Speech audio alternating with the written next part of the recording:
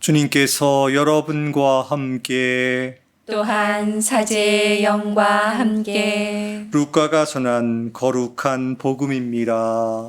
주님 영광 받으소서. 그때 주님께서는 다른 제자 72명을 지명하시어 몸소 가시려는 모든 고을과 고장으로 당신의 앞서 둘씩 보내시며 그들에게 말씀하셨다. 수확할 것은 많은데 일꾼은 적다. 그러니 수확할 밭의 주인님께 일꾼들을 보내주십사고 청하여라. 가거라. 나는 이제 양들을 일대 가운데로 보내는 것처럼 너희를 보낸다. 돈주머니도 여행 보따리도 신발도 지니지 말고 길에서 아무에게도 인사하지 마라. 어떤 집에 들어가거든 먼저 이 집의 평화를 빕니다 하고 말하여라. 그 집에 평화를 받을 사람이 있으면 너희의 평화가 그 사람 위에 머무르고 그렇지 않으면 너희에게 되돌아올 것이다. 같은 집에 머무르면서 주는 것을 먹고 마셔라. 일꾼이 품삯을 받는 것은 당연하다. 이 집 저 집으로 옮겨 다니지 마라. 어떤 고을에 들어가든지 너희를 받아들이면 차려주는 음식을 먹어라. 그곳 병자들을 고쳐주며 하느님의 나라가 여러분에게 가까이 왔습니다 하고 말하여라. 주님의 말씀입니다.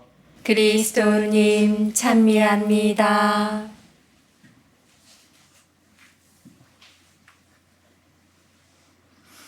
참 예수님. 찬미 예수님. 네, 오늘 우리는 루카 복음사가의 축일에 72 제자의 파견에 대한 복음 말씀을 듣게 됩니다. 여러분들도 다 알고 계시겠지만 예수님께는 12명의 제자들, 12명의 사도들도 있었습니다만 다른 사람들도 함께 있었습니다. 예를 들어서 예수님을 돕는 여인들이 있었고요. 또 그리고 이렇게 드러나진 않지만 예수님을 돕고 있는 많은 이들에 대한 이야기들이 복음에서 보면 이렇게 찾아볼 수가 있습니다. 예를 들어서 성목요일 날 최후의 만찬을 하실 때 보면 그 최후의 만찬 장소를 이렇게 마련해 주는 그런 사람도 있고 이런 것처럼 예수님을 돕고 있는 또 예수님과 함께하고 있는 이들이 많이 있었다라는 것을 알 수가 있습니다. 그래서 복음에 주로 등장하는 12 사도의 어떤 역할도 참 중요하지만 그렇게 잘 드러나지 않는 다른 이들의 역할도 역시 중요하다라는 것을 말씀드리고 싶습니다. 예수님의 특히 부활 승천 이후에 12 제자의 역할뿐만 아니라 다른 제자들, 다른 사람들의 어떤 역할이 많이 드러납니다. 대표적인 것이 7 부제들에 대한 이야기입니다. 12 사도들이 너무 바빠서 7 부제를 뽑아서 이렇게 음식을 나누는 역할을 맡겼는데 그 중에 한 명이 스데파노였습니다. 그래서 스데파노는 누구보다도 강한 믿음을 가지고 그런 또 복음을 선포했고 그것 때문에 순교의 영광에 이렇게 다다르게 됩니다. 그리고 또 안티오키아 교회를 보면 그 교회에서 바르나바와 사울, 나중에 이제 바오로로 불리는데요. 이 두 사람이 첫 번째 전도 여행을 떠나게 됩니다. 이 전도 여행은 처음에는 유다인 중심의 이 근처의 어떤 도시를 가는 거였지만 그것이 점점 이렇게 확대돼서 아시아에서 마케도니아, 그리스로 이렇게 복음이 전해지게 되는 그런 계기를 만들게 되고 또 유다인 중심에서 이방인들도 함께 예수님을 믿게 되는 그런 열린 공동체를 만들어가는데 큰 역할을 하게 됩니다.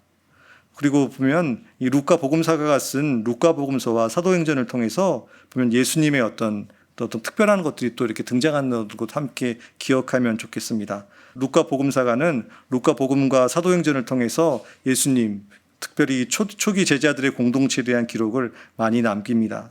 특별히 루카는 성모님과 관련돼서 다른 복음에는 적지 않은 내용들을 적고 있습니다. 그래서 예수님의 그 어린 시절에 대한 이야기, 또 성모님께서 가브리엘 천사를 만나서 예수님의 탄생을 이렇게 예고받는 그 장면, 또 그리고 성모님께서 엘리사벳을 방문하시고 나서 그 마리아의 노래라고 하는 그 아름다운 노래도 이 루카가 전하고 있다는 것을 생각해 보면 좋겠습니다.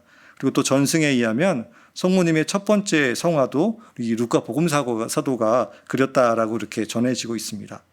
그리고 보면 또 이 복음 안에서도 보면 예를 들어서 그 초대교회의 어떤 모습도 이 루카 복음사가가 사도행전을 통해서 그런 것을 잘 그리는 것을 함께 볼 수 있고 이것이 아마 루카가 해야 되는 어떤 역할이지 않나 이런 생각을 하게 됩니다.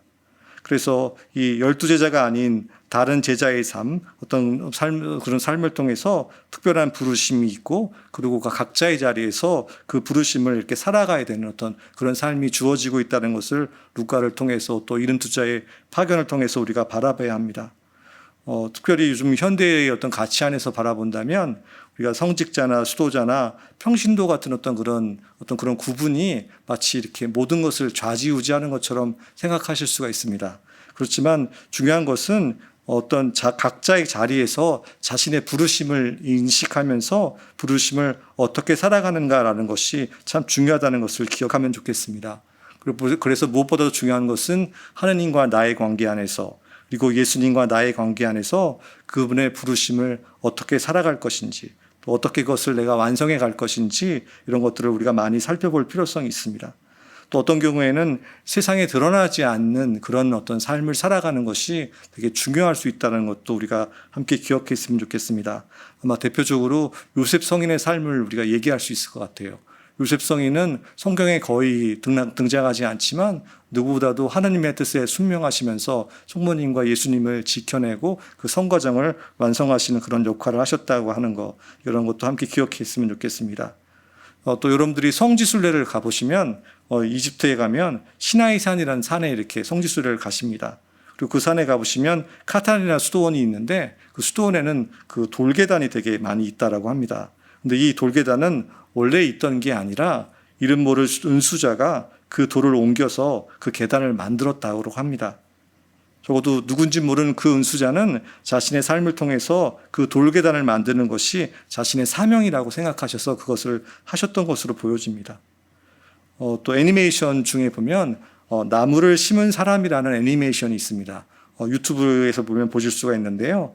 이 유튜브에 보면 이 나무를 심은 사람이라는 이 애니메이션을 보면 이 주인공이 이 척박한 땅에 혼자 이렇게 외로이 나무를 심어서 그 지역에 숲을 만드는 것을 볼 수가 있습니다. 이런 것처럼 세상에는 이렇게 드러나지 않는 사람의 삶이 굉장히 중요하고 그런 것을 통해서 하느님의 뜻이, 하느님의 영광이 자리한다라는 것을 우리가 좀 많이 바라볼 수 있으면 좋겠습니다. 요즘 시기 특별히 지구 온난화에 대한 어떤 경고가 있는 우리는 그런 시대를 살아가고 있습니다. 그래서 어느 해보다도 긴 열대야를 보내고 이상 기후를 체험하고 있습니다. 이런 시기에 우리의 삶의 자리에서 어떤 이 생태적인 삶, 뭔가 좀 내가 소비를 줄이고 뭔가 좀 그런 어떤 것을 좀 하나님의 뜻에 맞는 그런 것을 실천하면서 살아가는 그런 삶에 대해서 우리가 더 많이 생각해 봐야 할 것입니다. 그래서 우리에게 주어진 것에 감사하면서 또 그런 것을 또 내가 무엇보다도 이렇게 어려운 사람들과 함께 나눔을 통해서 그런 것을 실천할 수 있는 그런 삶을 살아갈 수 있을 때 우리는 비록 세상에 드러나지 않지만 그 안에 그분의 뜻이 자리하고 그런 뜻을 우리가 완성해가는 그런 삶을 통해서 우리는 그분 안에서 정말 이 신앙적인 가치를 완성해가는 그런 삶을 살아갈 수 있다는 것을 기억하시고 그런 삶을 누구보다도 기쁘게 살아가는 그런 신앙인이 되시면 좋겠습니다.